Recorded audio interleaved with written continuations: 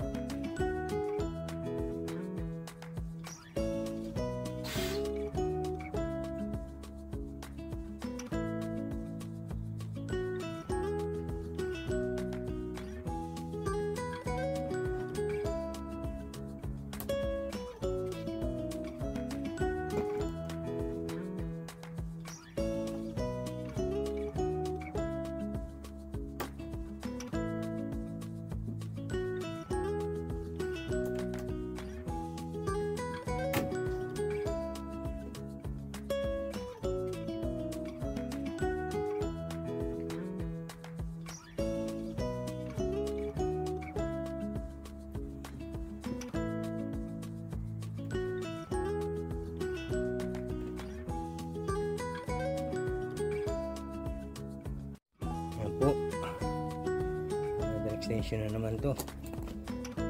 Ayan o. Ito po yung dulo guys. Isang side pa lang to, pero kaya sabi ko diretso tayo rito sa kabilang side na to. Pero piniprint ko lang po muna bago natin lagyan ng full decking na. Mahirap po kasi madaming kalat, kaya kailangan kong itabi ng itabi bago gumalaw. Ayan po, dugtungan na natin itong kaputol na ito. Tuloy-tuloy na po natin dito sa may likod. Dalawang ganito pa, tatlo pali. Buong likod po ito, kalahati pala ng likod to. Yan po ang ginagawa kong Yan po.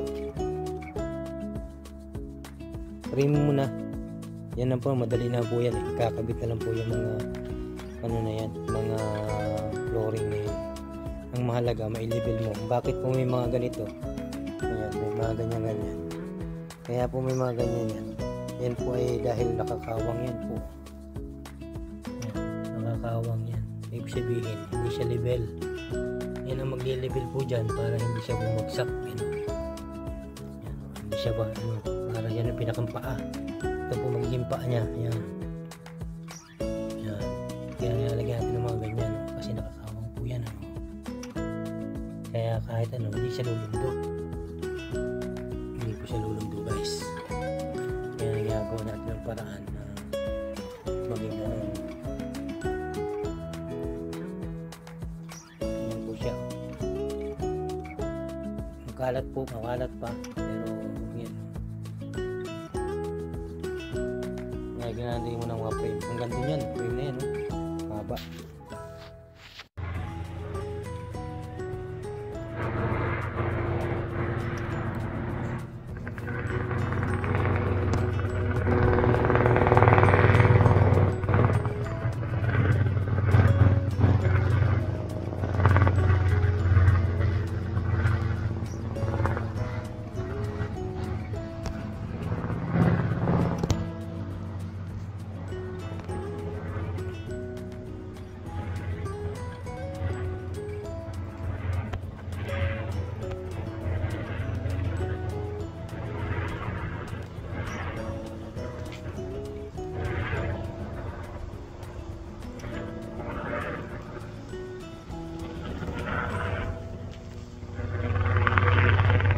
Sinisimulan natin lagyan ng treated.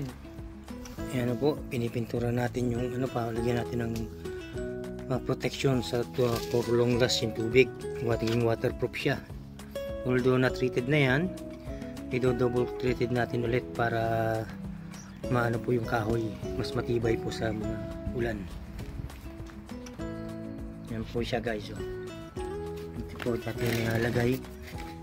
Yan para sa pang proteksyon ng kahoy para long last. Okay, so nagmapansin nyo po, nagbago na po ang kulay. Na-treated na po natin ng pang long last ba na waterproof. Bago natin lagyan natin ulit ito ng chlorine. Kailangan natin i-treat talaga ng pang long last. Sayang yung pagod mo dito kung hindi mo lalagyan ng pangtanggal lang patibay. Yan, hindi pa po kumpleto yan. Dadagdagan ko po ng mga yan para mas stable po lalo. Yan pang kabilang yan, yan ang gagawin ko. Pipinturahan din, lagyan pa rin natin ng kulay yan. Yung ganyang brown. Para hindi po maano yung flooring. Hindi po matano yung kahoy tumagal. Yan po guys. Marahil nagtataka kayo bakit kailangan kong i-treated pa yung kahoy, treated na kahoy na yan. Yan po ang dahilan, para mas strong yung kahoy at para po matagal pag masira hanggat lagi mo applyan niya ng waterproof protection. Yan po ay for long last. Yan po yan guys. Tinanggal ko muna yung temporary ngayon. Pag na-fix ko na yan, lalagyan ko ng treated na kasi pwede ko na-fix yung mga kahoy sa ibabaw na yan, tabla na yan. So ngayon po, yan po ngayon ang sitwasyon. Yan. Hindi pa po tapos, dadagdagan ko pa po ng ano yung bakit ko dinadamihan ng mga ganito po. Yan. Bakit ko dinadamihan yan para more stronger. Kasi po hindi po level yan. Kita nyo nakakawa nga po ilalim. Kaya dapat yung lagyan ng pinakapaa. Ang mga paa na yan ay magsisilbing patibay para sa flooring ng ito. Isa rin po yung dahilan kung kailangan mo lagyan ng treated din para kahit mabasa ng ulan, ng tubig, natagal pa po yan. Hindi mabubulok. Yan po ang dahilan kung bakit ginaganyan ni From D. Di baling mas sagwang tingnan, mas mahalaga sa ilalim ay strong. Ayan, mga paa na yan, lalagyan ko ng maraming paa yan para kahit dumami yung tao dito nakakatayo ay hindi pa rin siya magsisira. Yun lang po guys ang update sa aking ginagawang decking. Salamat ng marami sa inyo at sana tuloy nyo suportahan ng aking maliit na video. God bless. Tinitreated muna natin yung kahoy. Ayan o, bago natin hindi pinaplastar kung tawagin. Ewan ko ba. Ayan po, kailangan natin lagyan na ito. Ayan, para matibay na po ang kahoy na to for long last na po ito. At lagi nyo po every year yan, lagi mong ititreated yan para mas tumagal pa po yung kahoy at hindi siya masira. Yan po siya position niya guys. So kalahati pa lang ito, mayroon pa tayong isa't kalahati na gawin. Ito side na to, ang dumi update natin ngayon. So ngayon, ayan pa lang, matibay na po yan. Ang dami ng mga pundasyon ang lagay ko. So ayan po, nakapix na po yan. Isang area na yan, na treated na rin. So yun lang po. At mahabang lakbayin pa itong ginagawa ko. Yun po, marami pong kakainin na kahoy ito, pero nagkakaroon na po ng forma. Yun po yung forma niya yan, nakapix na yan ang area na yan. So imagine niyo na po, kakabit ko lang yung mga kahoy na yan, bibili tayo ng mga kahoy at lalagyan natin flooring na to. May flooring na, okay na yan. Yan na po, next step. Kung napansin nyo, another chapter na naman tayo ng ating gagawin. Ito sa kabilang side na tayo ulit. Yan po guys. Yan talaga po, kailangan nating gawa ng paraan yan. Yan na po siya. Ngayon lang ulit tayo nagkaroon ng lakas kasi nagkasakit tayo. Ayan treated na po yung iba, kaya iba ng kulay. Hindi pa rin po tayo nagpo-flooring kasi kung bakit ko po iniwan na hindi flooring yan, para magkadugsong pa po tayo hanggang doon sa dulo. Doon tatanggalin ko po yung puti na na yan, na upuan na yan. Sisirain ko na ulit yan kasi gagawa ko na panibagong Yun lang po guys, salamat po. Update lang tayo ng dali. Ayan, ito ikakabit ko po yan dyan. Kung mapasin nyo, another naman to, platform. Guys, pinurma ko pa lang ulit, may bagong forma. Ngayon na po siya, bali 2 frame na lang ang gagawin ko. Ito na lang po, sa entrada papasok. Ayun, yung nakapix na yung ibang kahoy dun. Tabla na lang kulang nito. Ayan, yung taas na yun, tabla na lang po. Ito isa pang dagdag na to dahil kung may kulang pa kahoy dito para sa pundasyon. Ayan guys, panoorin nyo na lang. Kung comment lang po sa below kung anong may comment dun sa gawa ko, kasi ako naman di po ako pantay, pantay-pantayan lang. Okay po, salamat po marami sa inyo walang sawang panonood.